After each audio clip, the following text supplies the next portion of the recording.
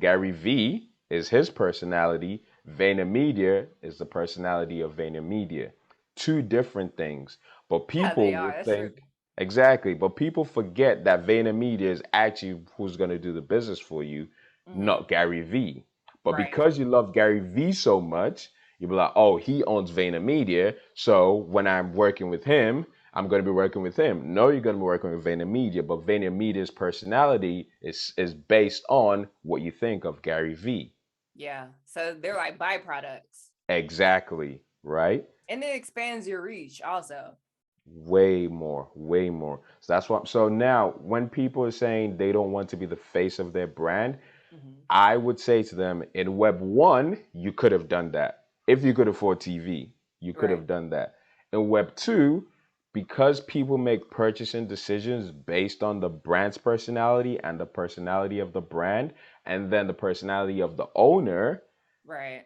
you need those two things to kind of match up, because if someone's going to buy a Tesla, they're going to look at what Elon's about, then they're going to look at what Tesla is about, and then Yeah. they're going to check the reviews on both people, Yeah. right? Both the That, brand and both the owner, and then make a purchasing decision, which is right?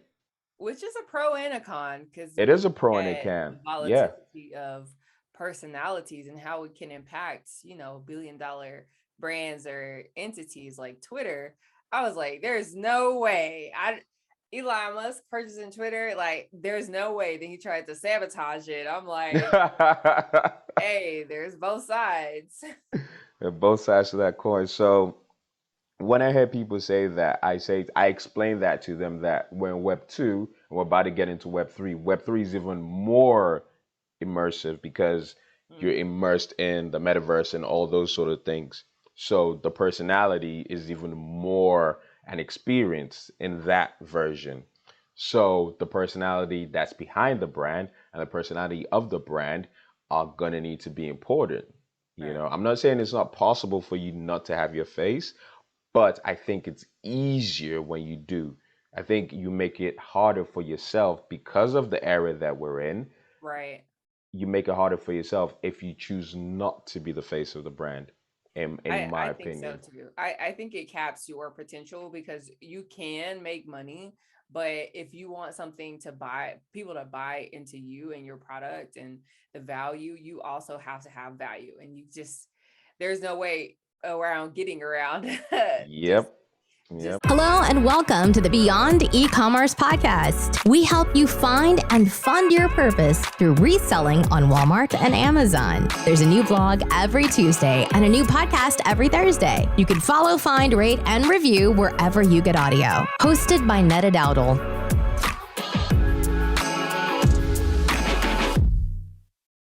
Hey guys, welcome to another episode of Beyond Ecom, where we find and fund your purpose through reselling and then also find others that have built these empires of some really great things. So today we have Oye. How are you today, Oye? I am good, Netter. How you doing? I'm doing well. I just made it in. It's Mother's Day, and I completely forgot when I sent it out. Like, oh my gosh, recording on holidays, but it's all good. We're always working, right? Oh, true that, true that. Happy Mother's Day, by the way.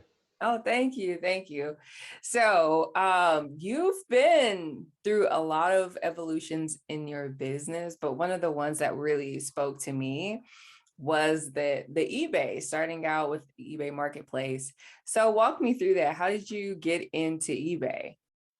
Well, so that started in A levels when I started A levels here in England, and basically I had a friend in the States actually, and he had a concession where like he got a bunch of stuff and he'd get them and he'd then resell them at the retail price. So he'd get them kind of like wholesale price, resell Right, them right. retail price sort of thing. And he had a couple of things, and one thing that stuck out to me was some of the footwear that he had, particularly Timberlands. I was like, yo, these are really cool. Like, you're getting Y'all it at rock with this Timberlands price. out there? Mm-hmm. We do. Okay, okay. We do. We've been rocking Tim since forever, yo.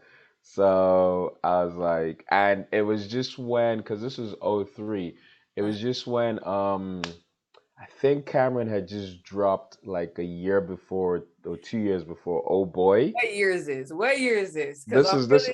I'm feeling you was way back there. I'm like, where were This you? this is this is Diplomats era. So Diplomats has dropped and everything. So we were still bumping the Diplomats. So Blueprint had dropped in '01. So yeah, it was Diplomats era. So this is '03.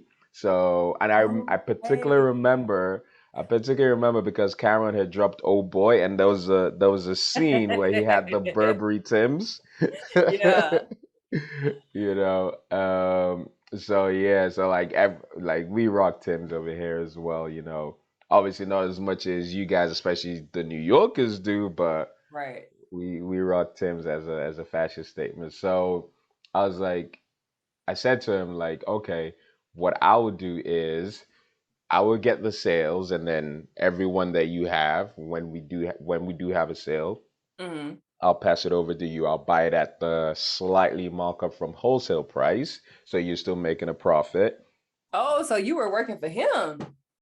Well, we were working as a partnership. And so Mm, it was basically I approached him. I was like, I will buy this right at this okay. price because it was less than the price that he was gonna resell at what's it called at RRP.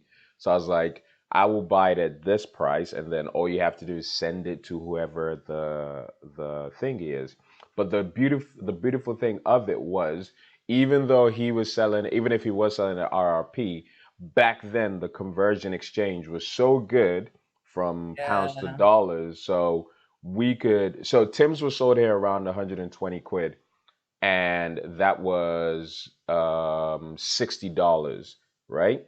So I could have bought them at $60, which I think we'll buy them at 60 or $70, and he was then just shipping it. But the thing is, at that price, we could then sell them here. So we get Mhm. them for like maybe 60, 70 quid, and then mark it up a little bit, and we'll still make a profit, which is still less than the actual RRP, which is 120, right? So the retailers were marking it up based on supply and demand also. So y'all were just undercutting. Okay, Yeah, okay, I yeah, see. That's yeah. So exactly the game you gotta play, man. You gotta know that where you was fit in, where you fit in. that was the exact play I was doing, and I didn't realize that it was drop shipping at the time.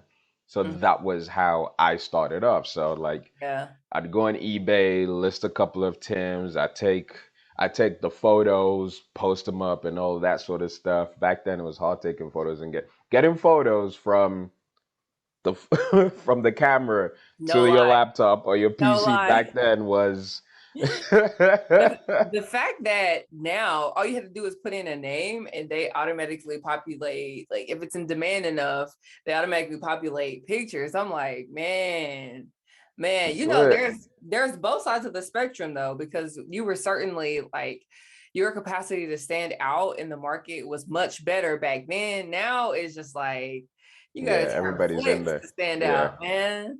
Yeah, now everyone's on it, so it's not as what's the word? It's not as easy in terms of standing out because it is saturated, but the flip side of things being saturated is the fact that if it is saturated, it means that paper's being made. So Yeah. that's why people are saturating it. Yeah. So that's the Yeah. other that's it. So for anyone listening, just because something may be saturated doesn't necessarily mean there isn't still paper for you to make. So, Yeah, yeah, you just need to really go in with a strategy. Whereas before, people come in and you kind of take pictures on your phone and you be straight. you were good. You were Right. good. Gotta go in with no So, strategy. All right. yeah. So, So, yeah, that was the whole process back then. And it was kind of like, okay, cool, this is working. But the thing is, I didn't see it as a business. So, like, yeah. it might just been a case of, you know what, I wanted to get new, a pair of new Jordans, or I wanted to get a new jersey. I wanted to get the new Oh, so Xbox or you're a something. fashion guy. You're like, you're doing all this for your closet. It You was don't it do was literally it was literally for the it. swag. It was literally Yeah. for the swag. It wasn't like, oh, this is a business. I see this going somewhere. It was literally for the swag. That's really what it was. I was like, oh, we got prom coming up. I'm gonna get my suit. All right, cool. I'm gonna put a couple more Timbs on. Like that was literally what it Yeah. does, you know. So, but it was good because it kind of, and the thing I liked for myself then, like when I think Mhm. back on it, was basically all the stuff I was learning. Because one of the things I was studying at the time was business studies, and I would learn stuff in class and then, especially in the marketing, and then immediately I'll go back to my eBay store and try and implement what I'd Ooh, learned. Like yeah. literally. So I was learning on the job and then putting it straight in. So you were So excelling in class too, because that's yeah, yeah, that's dope. yeah. Business studies was one of my favorite subjects at the time. So yeah, it was Yeah, dope. that's dope. Did you feel bad about upcharging people for an amount? I know sometimes I get caught up in like, oh my God, that sounds like a crazy amount of profit. Maybe I could do it a little less, or people go and write reviews like, oh my gosh, I got this from Walmart for $5. How could you upcharge for this? Did you ever feel any sort of guilt for that? At the time, no, because the thing with us was our upcharge was still less than the RRP. So the Oh yeah, RRP yeah, was 120, and I think we were coming in at 80 pounds or 90 pounds, maybe sometimes 100, yeah. Hmm. but it was never. So basically, we looked like a good deal. And the only reason, and I want to stress this, the only reason why that was possible is because of the great exchange rate back then, where 60 pounds was $120. That's the only reason why we had such a good deal, because I'd buy stuff from him, which to me was a good deal because of the exchange rate. And then when we put it up on eBay, we were still able to mark it up only a little bit more, but that little bit more was still less than what was being sold at the RRP. But Right. you sell 10 of those, you could make 300 quid in a day, Yeah. Yeah. you know? I also tell my clients the same thing. Once you get a taste of it, it's like, I'm never going back. So you get this plug with shoes.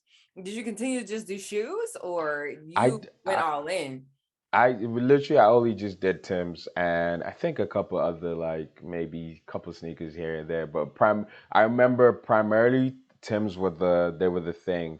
But this is another point which, for anyone listening or watching, I want to also let you know, fashion is a cruel mistress, because I Mhm. ran this play from, like, I think maybe '03 maybe to '04 '05 ish, and I try to run that play again when I got to uni, and nobody's rocking Tim's like that in '06. Yeah.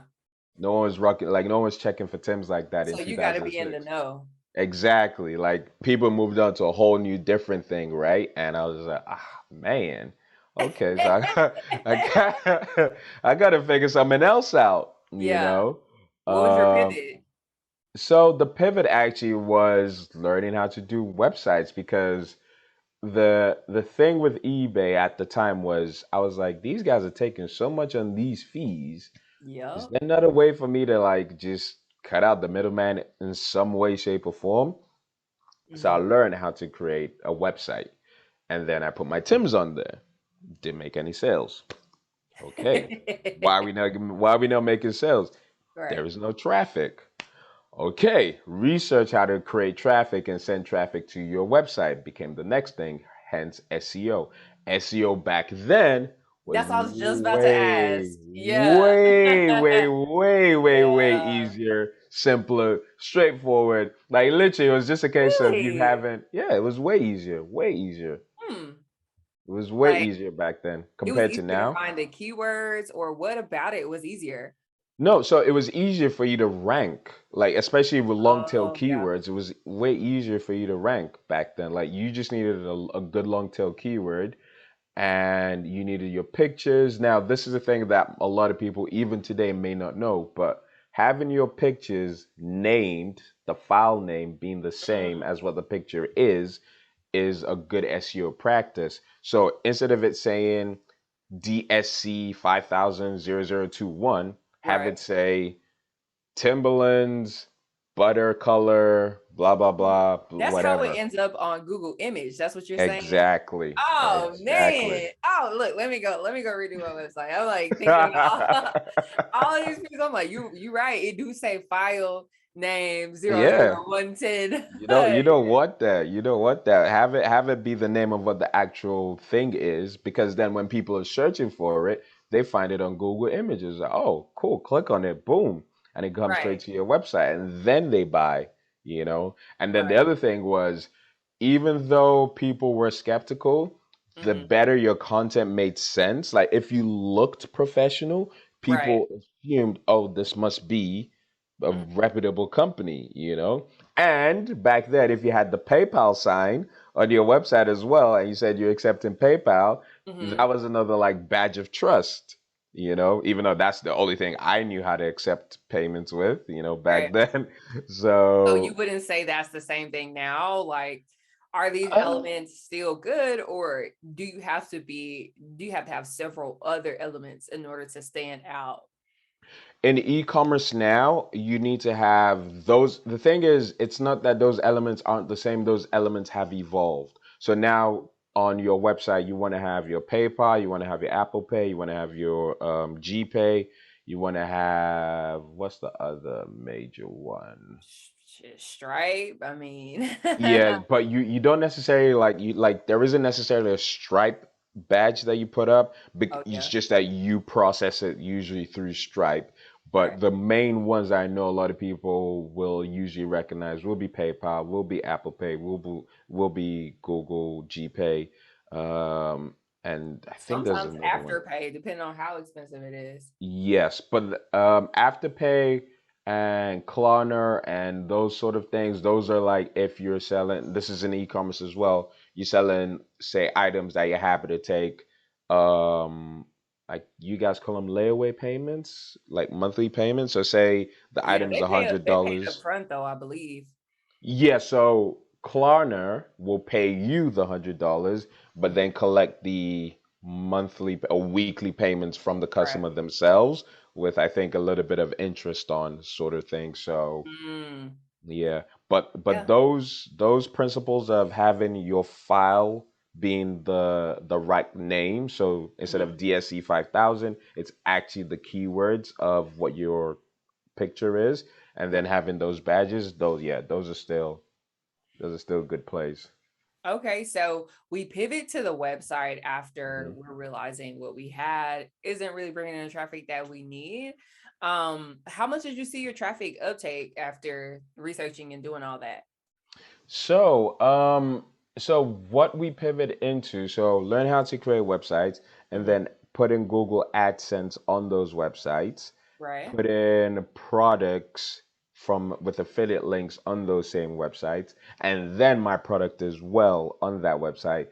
Now, we would see maybe in unique visitors a day, and this wasn't much in my opinion, maybe somewhere between 50 to 100 a day, unique Mm, visitors, right? Now, that would be in a month, 1,500 to 3,000, right? okay. And in my opinion, like looking back at it now, that's not a lot. It's good when you're still figuring it out, but it's not a lot, right? Okay. Now, in today's day and like in this era Right. now, if you're able to make that 3,000 now, I would say that's a good starting point, but it can get Mhm. better. Really? It's a good starting point, especially if you're brand new, but you really want to get it to like say 5 grand to 10 grand a month in terms of visitors to your site. In Especially order to get the conversion are you looking for a specific conversion, or that's based on like this Shopify store? If I have a Shopify store, I'm trying to get 15,000, what is the conversion rate that you're looking for the purchase of those items? So a lot of people will say this, your conversion rate it will usually be on e-commerce. They always say I think is something like 4% or 3%. I think that's the number. Now, me, and this is my opinion, and which has nothing to do with that, is your conversion rate depends on how well the people who come to your website know you and trust you and Mm, like you. okay. If they already know you, like you, and trust you from everything you've already been providing, whether it's via your social media, whether it's via your YouTube, whether it's by the free stuff you've put out there, by the time they come to your party on your website, Mm-hmm. Mm-hmm. you want them to be like, yo, this is where I want to be at. So Right. in that scenario, your conversion, it doesn't matter anymore because your conversion could be 60%, Yeah. Yeah. right? So that's like a version of the funnel that you would aim to set up. Exactly. So, because if you think about it, people who go from, let's say, Ellen DeGeneres, her people who go to her website, who already know who she is and everything, they're Right. likely to convert way higher than someone who doesn't know who she is and just seen her an ad trying to get her to convert. And this is the other thing which I want to say to people. The reason why we could use Ellen as an example is because she will have leads that are warmed up already from people who've Yep. watched her show, people who've seen her on her social media before, because those things are the kind of things you see first before you go to a website. Right. A website is actually an after of, oh, she's really dope here, she's really dope here. Let me see what her site is about, you know? Okay. Um, would you suggest that for people? Because I know we hear a lot in the morning meetup, people have products and they don't want to be the face of those Yeah. products. How would you explain conversion to them then? So if you are trying not to be the face of your product, it's me it's not something that I think is going to do you much favors. So we'll talk about the 2 points. We're going to talk about conversion, we're going to talk about you not being the face. When we think about not being the face of your product, back in the day before web 2.0, when it Mm-hmm. was web 1, IBM, Berkshire Hathaway, Microsoft, who else was a big player around that time? You know Nokia. better than me. I have no clue. Yeah, like those are kind of like some of the big players around Web 1. Nokia, IBM, Berkshire Hathaway, Microsoft, right? They didn't necessarily need their owners, even Apple. Apple was around then, but they didn't necessarily need the owners of the businesses to Right. be the face of the business. What they needed was to be a big brand that could afford to be on TV, Mm-hmm. because people associated that if you're on TV, you are an authority. I used to always wonder, like, how in the world are these infomercials making money, bro? They was raking in money, Mm-hmm. and nobody, Mm-hmm. like, how would you even have checked up on them aside from the Better Business Bureau? But like online, like that stuff didn't exist. There were no like review boards outside of Yep. what AOL. You name AOL, AOL and yeah. maybe what's it called? What was the thing back then? Before Yahoo Answers. There was something before Yahoo Answers. I can't remember what it is now, but there was something else. I don't know. My Uh, brother talks about it all the time. I don't know if you know this, but I'm like way younger. I'm way younger. I'm like, you talk about Timbs. I'm like, I wasn't even around then, dog.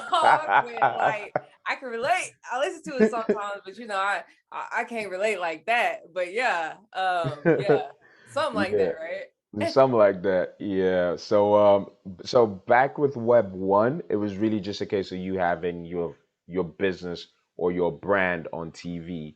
And when Mm, you did that, people automatically assumed these guys must be the guys. So if I'm going to spend my money, it's going to be with these guys because they're on TV. People right. associated TV and the news as being the authorities. So if you're on TV, just like the news is on TV, you Right. must be an authority because it's not cheap to be on TV, Hmm. right? So you didn't have to have a face of the brand. You just needed a brand that was recognizable. Right. Coca-Cola, another Or an example. ambassador. There we go. Now Web 2.0 changed that because social media is Web 2.0. In Web 2.0, Gary Vee, Mark Zuckerberg, Hmm. Kanye, what's his name? Tesla guy, Elon Elon. Musk, Hmm. all of them, Apple, new Apple as well, all of them, Steve Jobs before Tim Cook, every one of them became the face of the brand because they Oh, realized that good. now in social media time, Web 2.0, people are only making purchasing decisions based on the personality of the brand as well as the brand's personality. Don't let Right. don't miss what I Okay. said. The The personality of the personality. brand Okay. and the brand's personality. They're two different Good things, but enough. they had to match, right? Okay. So I'll give you an example. Gary V is his personality. VaynerMedia is the personality of VaynerMedia. Two different things. But Yeah, they people are. will That's true. think, exactly, but people forget that VaynerMedia is actually who's going to do the business for you, Hmm. not Gary V. But Right. because you love Gary V so much, you'll be like, oh, he owns VaynerMedia. So when I'm working with him, I'm going to be working with him. No, you're going to be working with VaynerMedia, but VaynerMedia's personality is based on what you think of Gary V. Yeah. So they're like byproducts. Exactly, right? And it expands your reach also. Way more, way more. So that's what. So now, when people are saying they don't want to be the face of their brand, Hmm. I would say to them, in Web 1, you could have done that. If you could afford TV, you could Right. have done that. In Web 2, because people make purchasing decisions based on the brand's personality and the personality of the brand, and then the personality of the owner, Right. you need those two things to kind of match up because if someone's going to buy a Tesla, they're going to look at what Elon's about. Then they're going to look at what Tesla is about. And then they're Yeah. going to check the reviews on both people, Yeah. right? Both the That, brand and both the owner, and then make a purchasing decision, which is right? which is a pro and a con because It when is a you pro look and a at can. the Yeah. volatility of personalities and how it can impact, billion-dollar brands or entities like Twitter, I was like, there's no way. Elon Musk purchasing Twitter, like, there's no way that he tried to sabotage it. I'm like, hey, there's both sides. Both sides of that coin. So when I hear people say that, I explain that to them that we're in Web 2 and we're about to get into Web 3. Web 3 is even more immersive because you're Mm, immersed in the metaverse and all those sort of things. So the personality is even more an experience in that version. So the personality that's behind the brand and the personality of the brand are gonna need to be important. right. I'm not saying it's not possible for you not to have your face, but I think it's easier when you do. I think you make it harder for yourself because of the era that we're in. Right.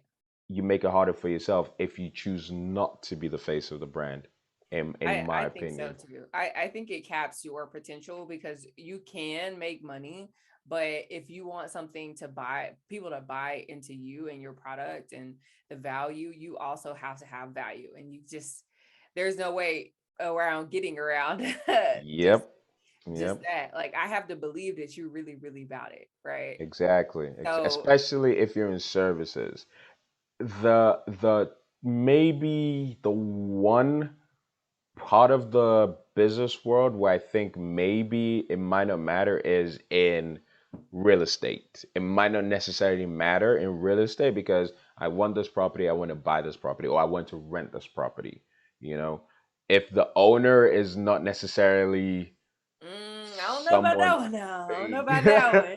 I don't know about that one because, like, even in that one, you can have a terrible seller, a terrible buyer, and Yes, it could completely like blow up the whole deal. Or you have a real estate agent, even if your house is like has everything. amazing, but the Right. agent is a bit of a Yeah, douche, then that could mess it up. yeah, But you yeah, see, the checks and balances in that is if Netter owns this building, right, and this agent X in between is selling it for Netter, he knows he's only getting paid when Netter's house sells. So whatever his beliefs are, he needs to be on his best behavior when he's meeting someone who's ready to buy, right? right. So that kind of checks him in place. Now, the person over here who's a buyer doesn't need to know who Netter is. They're just dealing with Agent X. If Agent X is just standard polite, standard everything, just everything is Yeah, standard, he'll be yeah, fine. He'll be yeah, fine. He'll be like, okay, cool. he seems okay. He seems nice. I like the house. I want to buy the house. I don't need to know who Netter is. Let's go. Right. Just standard everything. You'll be fine. It's if you go That's below standard, that's when there's an That's issue. true. That's true. you know? So Yeah, yeah, that's yeah. why I say real estate might be the only one where it might not necessarily be a case of you need to know the personality of the owner, just Right. because that real estate person in between, your agent who's actually doing the selling for you, they just need to be standardly courteous and standardly polite, and it should be fine, you know. Right. Yeah. Maybe if you were selling it yourself, now you know you want to sell this property and you want this person to buy it, so you will also kind of be on a good behavior, courteous and whatever to sell the property usually. Right. So yeah. Okay. So, in regards to real estate, when you think of websites taking Hmm. up particular real estate online on the World Wide Web or whatever we call it, Yeah. what are three things you would say the Shopify stores would need to have in order to stand out in this day and age? So Shopify stores were not necessarily my forte, even though we have dabbled in them. I we've primarily focused to specialize in WordPress, but the Oh, that's good two to know. the elements will still be relevant in Shopify. So really and truly, you need to think of the problems that your customer is going to face l- along their journey and try and solve those problems. Okay. That's really where you can stand out. So if I know Netter owns a property and or you Netter owns her real estate agency, right? And she has a bunch of properties. Okay, so I'm saying to you, we can put all your properties on there, but then do you want people to be able to book on those properties? Do you want people to be able to book on those properties and it goes directly to you, right? Now that's a whole new different line of thinking because that's a problem. You don't want Right. Oye to call in and say, hey, I want to book this property. And then Joe calls in, hey, I want to book this property. You want it to be automated so that they can do it on their own. So that's Right. one problem, right? So Right. thinking about that particular thing is one issue. The other thing is thinking about ways to actually get leads into the business that work Mhm. automatically. That's a whole different line of thinking, Right. right? For you But to you think stand of out. that as a website designer? Because I don't know, I would think of that as the business, but you give suggestions as to ways people can get leads to come into their business. We have a whole suite of monetizing your website. So we would say to you, based on, so because the beautiful thing about being in websites and web design Mm-hmm. as part of a digital marketing agency is you deal with a myriad of different businesses.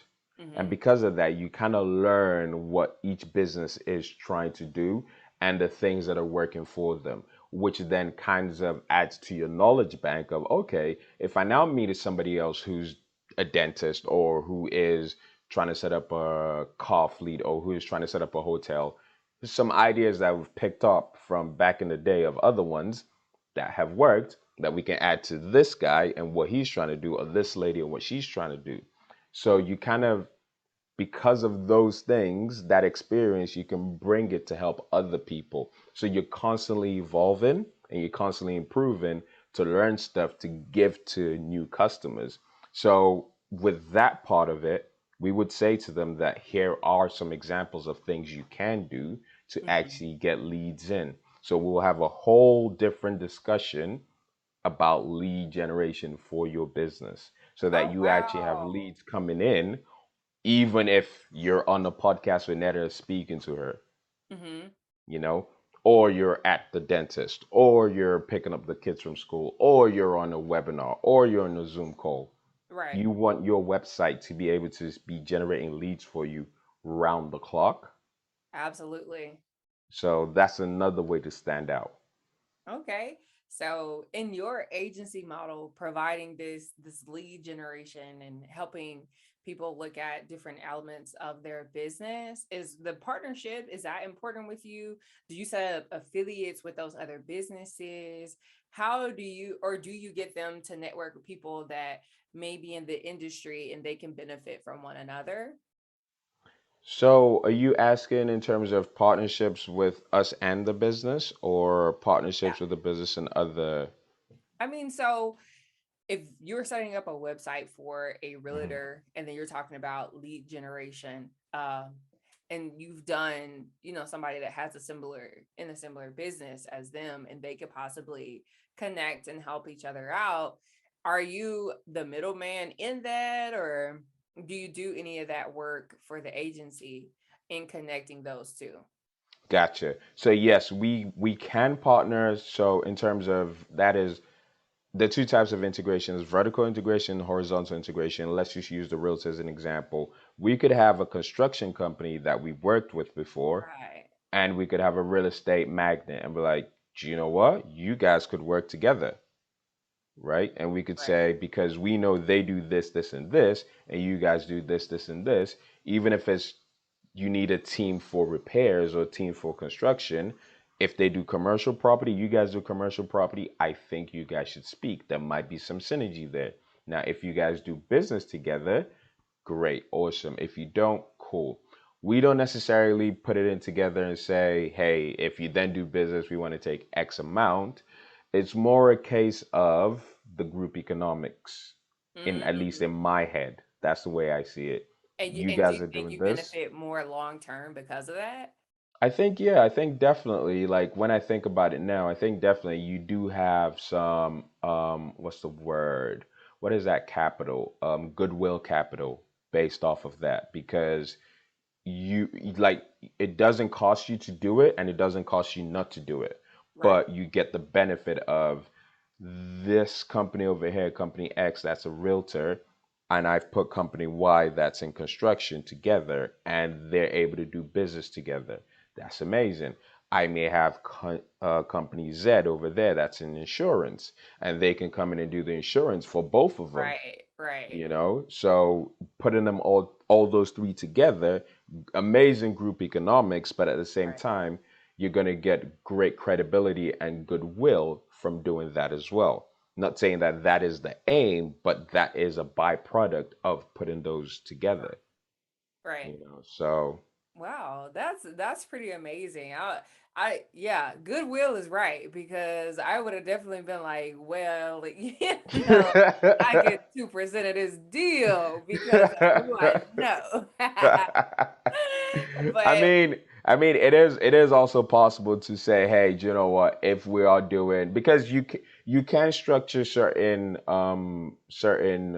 projects like that where you can say, okay, now if we are going, especially on the lead generation side of things, you can say part of the deal is X amount of the spend is covered by this, but then we have a performance fee where when yeah, X, Y, and Z sells, we would get a percentage of that sale. You can structure that as well, right, but it depends on you, the business owner, and how confident you are in yourself, i.e., myself, to be able to say to this company that, hey, here's how we're going to do it, and here's what's going to work, and this is going to benefit both of us, because you're going to see the performance side from us, and right, then you're going to make a sale. Because if you're getting X amount on this deal, which you may not have gotten before, and now right, you're only losing 2% of that, are you really going to feel that? You right, know, you right, can either have 100% of nothing or 98% of something, you correct, know. Most people will probably say, yeah, 98% of something is better than correct. 100% of nothing. So, So when I think of this, I think about the continuity offer. When mm, you are building the website, some people would just say, "Hey, this is a landing page. This is what you could do with it, or whatever."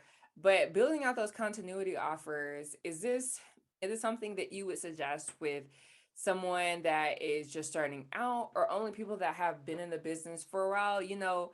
Those pages after pages of information that you have can sometimes get overwhelming. So, for what type of business is this for? Is this for more experienced businesses, um, businesses that are just starting? Because I know when I just started with my website, it was so much to think about. Like, do I really have to know that much about my industry in order to start? Like, bro, I'm just trying to make money. What you saying?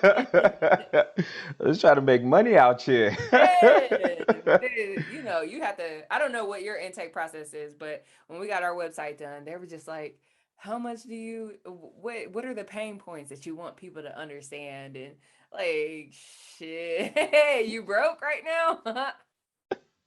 Are you broke? You want some money? Let's go. So, when it comes to continuity offers, and for everyone who's listening, a continuity offer is essentially like a subscription. So, like paying for, say, Amazon Prime or paying for Spotify, those are continuity offers because you keep paying every month for as long as you want to keep paying with them. So Mhm. when you bring that into business, even though those are businesses, you can have continuity offers in different things. People could be paying for a service monthly, people could be paying for a membership, people could pay maybe some other sort of subscription.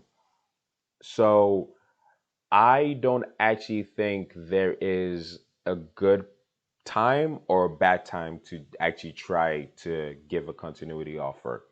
Where I think the issue is so Myron says this thing. He goes, there are four levels of wealth creation, and the two I like to focus on are the mental side, so imagination and communication, right? Mhm. There was it there is doing the work, and then there's unification. I don't remember, those are the bottom two. There's doing the work itself, and then there's unification, but then the higher parts are communication and imagination. Which are The absolute truth. You don't find w- those things in people, right? 100%. Now, those parts, the communication and the imagination, those are the thinking parts, right? Because you Mhm. need to think what you're going to say, you need to think about the imagination.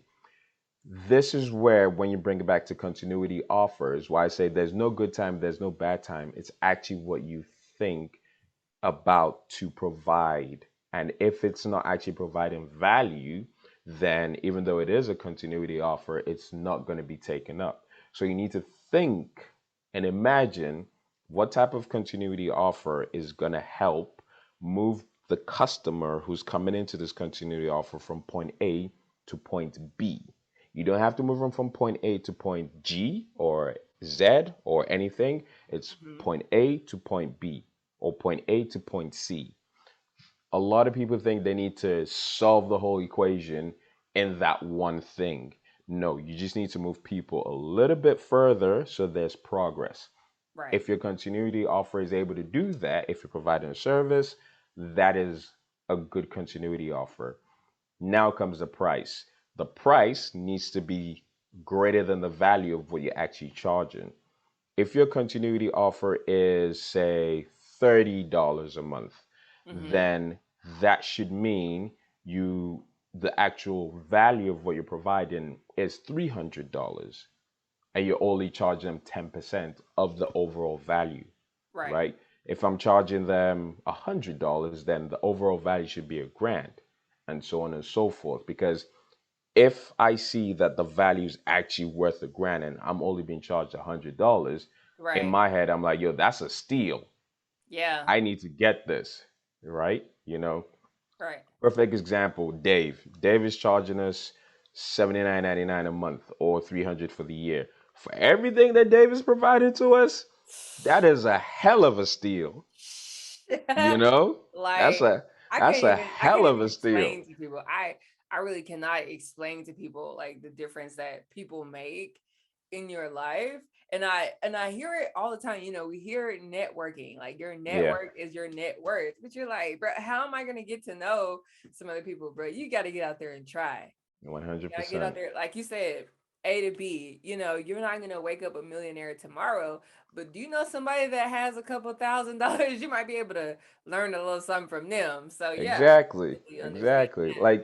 you can teach someone how to add an extra $200. You don't need to add an extra 2 grand. An extra Right. there'll be people who would be happy to learn how to make an extra $200, and you're charging them $30 for Right. it, right? But if they're able to go and actually make that extra $200, like, Right. yo, this is amazing. I wonder what else they're going to be able to offer me. And then they are now a paying customer. They're no longer just a lead or prospect. They've Right. actually paid you. So now they are a paying customer. And a paying customer, moving them up your value ladder, is way easier than someone who's never heard of you or has never paid you before. And they've Right. only come in for the free 99s or the freebies or the free Yeah. downloads or We the know how free that goes. whatever, you know? All right. So, so yeah, Yeah. So building out from this website creator to this overall agency or this media group, yeah. how did you build out this business? Like, what did you start with beyond the website? So, to be honest, I did everything myself Hmm. before the only thing I didn't do myself was graphic design, because I just knew that that wasn't something that I even wanted to start learning with, especially back then when it was Photoshop and stuff. I was like, this just looks way. Yo, Photoshop, man, had you crying in the back seat for real. I was like, this just looks way too complicated. I was like, nah, let me actually, that part, that is not something I will offer myself. It's something that when I have someone, I will. And luckily I found, I think, one of the best designers in the world to work with. Ooh, Yeah, so okay. I know they love you if you're giving them that title. That's what's yeah, up. I think he is one of the best in the world. He handles everything to do with the Brandon suite of the biz. So yeah, he Okay, definitely well, is. introduce us to this media group. What do y'all do? Okay, so we do web design, we Hmm. do lead generation via social media, we do apps, we do funnels, and yeah, those are all Oh my four gosh, where have main you been services. my whole life? That's like all of the technical sides of the business that you're like, what the crap? Why isn't this talking to this, talking to this? It's like Yes. a whole synapses are just Yeah. like, So yeah, everything is under one roof. So that's why when we say we make high performance website for high performance businesses, is right. because we know we're gonna take you from the website. Okay, cool. You've got a great looking website. You've got the Rolls Royce of web design now. How are you going to get customers in? Well, we already created the lead generation system here. So Right. now it's a case of we need to get the actual leads into that system so it Mhm. converts for you. Cool, we set that up. We need funnels to create that. We've already created the funnels. We create that. Boom. You now get to the point where you're making money from your leads coming in, them being converted, and all that sort of stuff. So now, Right. okay, I think we've grown to the point where we need to have this. We need to have some sort of continuity. Cool. We can make that. We need to Right. have some sort of app to do this. We can make that. We need to have some sort of, we can make that. So everything we've thought of 20 paces ahead that the customers will not even may not even realize they need to get to, or the problems they may have along the way, and we've solved those problems before they've even gotten there, right? And that's where we tend to excel, because we can advise them looking future pacing, like, okay, here's where you're actually trying to get to, and Right. here are the things in between that you're going to need to face and overcome to get there. All those things we have sorted out for you. So as you grow, we can grow with you and help you grow. Right. So yeah, in terms of the services, the web design, the digital marketing via lead generation, the apps, the graphic design, we've got everything covered. Wow, wow. And over the course of 20 years. All right. Lessons you've learned in the industry and trying to build out this mammoth of a just throw me one lesson that you've learned in trying to develop your business to what it is today. I think, because there are three lessons that I think are really important, and If I was to go back and say to myself what I should do Mm-hmm. starting off, the and this is aside from me being able to actually create or provide the service for whoever it is, right? Mm-hmm. Like being able to give the transformation, cause the transformation, or give the result, that is key. Whatever service you're in or business you're in, that is the most important thing before anything else. What I would then say is actually having either a mentor or a coach that you can learn from, someone who actually has already done what you want and has already achieved what you're trying to achieve. And if they're able to provide something for you to learn from them, try and get into that as soon as possible. That is probably super important. The other thing I would say is being able to delegate as quickly as you can to somebody else who can do the job as well as you can. Thinking you are the only person who can do the thing the best possible way for the client Yeah, is just, unfortunately, it's a limiting belief that we've all gone through. I've been through it.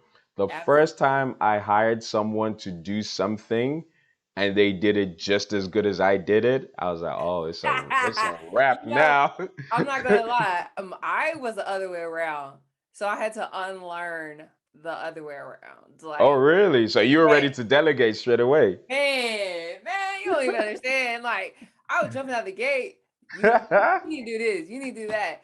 And then after it was completed, I was like, "What is this?" So yeah, I had to unlearn that, but I'm working back from that currently. So that's great advice. That is funny. That is funny, yeah, because we were the other way around. Like it was a case of I don't think anyone else could do it as well as we can. I don't think anyone else could do it as better as good as I can. So I don't want to give it to them because I don't want them to mess it up. But that is unfortunately that is just a limiting belief because Yeah.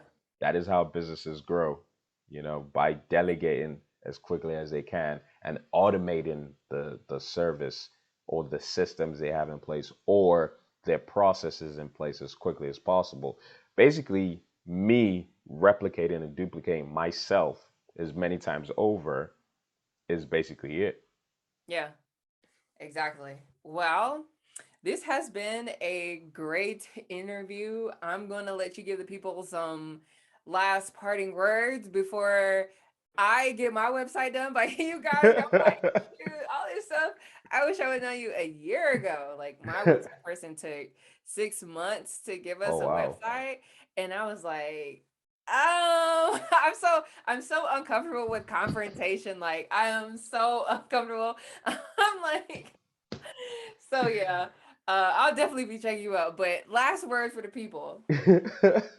That's what confrontation is gonna be part of business because how you gonna fire your first person if you have to fire? You're gonna need to be able to do that. Yes, I know. I would just like, it was like a person that I had known before, like outside of business, and I was Hmm. just like, I don't wanna, but it's really not good. I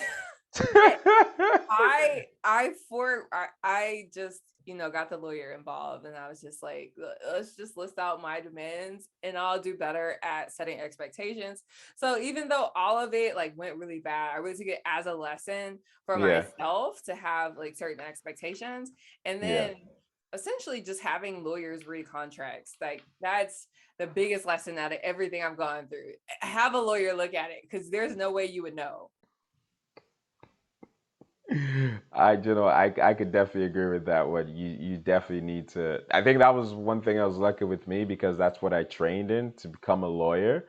And Really? yeah, Wow. See, that's what I'm talking about. You're like an onion. I'm like, everything.